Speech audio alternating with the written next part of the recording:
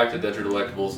Tonight for dinner, we're going to be making sweet, whiskey marinated lamb chops. A couple years ago, a friend of ours gave us some lamb to try out. We tried it, liked it quite a bit, kind of came up with our own thing on a way to marinate the lamb and actually have it give it a little more flavor, but also bring out the flavor of the lamb itself. So we're going to marinate it for about an hour in this concoction we come up with, and then we're going to cook it hot and fast on our briquette grill.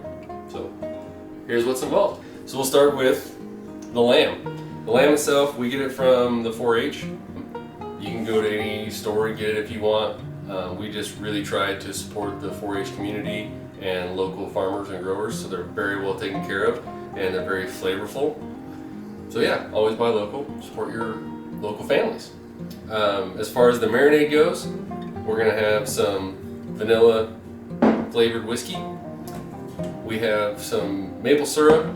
Traditionally, we really like to use the 100% pure maple that comes in a little fancy jar. We didn't have any tonight, so we're going rogue with the store-bought sugar stuff.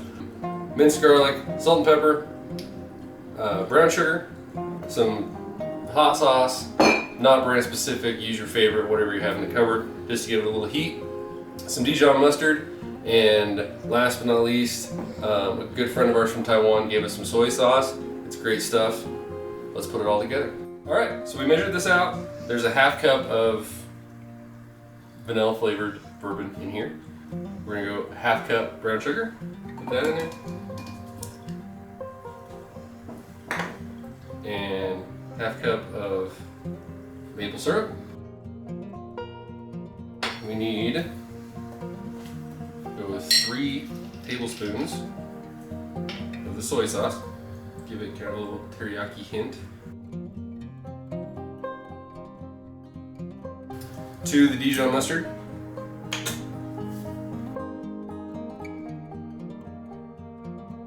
And we'll just give it some shakes.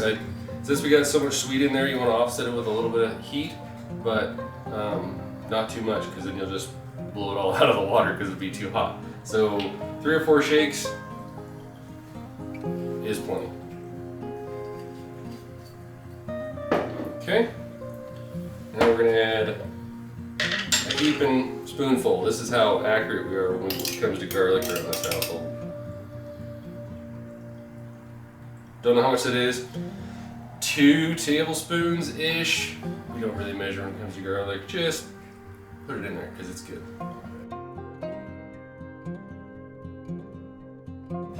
And lastly, pepper. Not a bunch, just enough. It's about a teaspoon.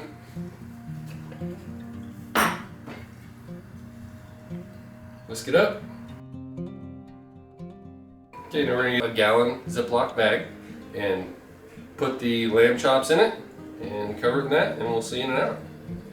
Now we have them all shoehorned in there. I did want to say that this lamb had pretty heavy fat on it when it came from the butcher. There was some places there was like 3/4 inch of fat around the top. In order for me to get 10 into this bag, I went ahead and trimmed some of that off. The thing about lamb chops is they're really small. So if you're buying just chops or something like that from the store and you buy a pack of 4 for 4 people, you're gonna have 4 people really wanting some more lamb. So there's 4 of us in the house. We're doing 10, and we usually do 8 to 10 whenever we do it. So everybody at least gets 2. Depending on how hungry everybody is, we'll just kind of go off of that. But lamb's pretty small. You get the lamb chop is pretty small. You get like this much meat off of each one. So you're not going to get a lot, so you need to make quite a few. So we got them all stuffed in here with some help. We're going to pour this in there, get it shoehorned in, and then sealed up. About every 15 minutes, we're going to roll it over. Give everything a good coating. Looks really good on that side. Roll it around a little bit. Get a good cover on there. See you in an hour. Alright, so it's been about an hour, a little bit over. About 30 minutes ago we went out to the grill, got the briquettes going. Right now they're screaming hot. Also, we're just starting some water. We're gonna make some rice to go with it. Like I said, right now the grill is really hot. We want to cook these hot and fast, but only to 145. So don't put these on the grill and shut the lid and walk away, do some stuff and go back and check them, because these are going to cook really fast. I'm not really sure how fast, probably just a couple minutes per side, but when I head out there, stay at the grill and just keep probing around with your instant read thermometer, and we're looking for 145 for the internal temp. As soon as it hits 145, we're going to pull them right off, because we don't want to cook them any further than that, because that's how they get perfect.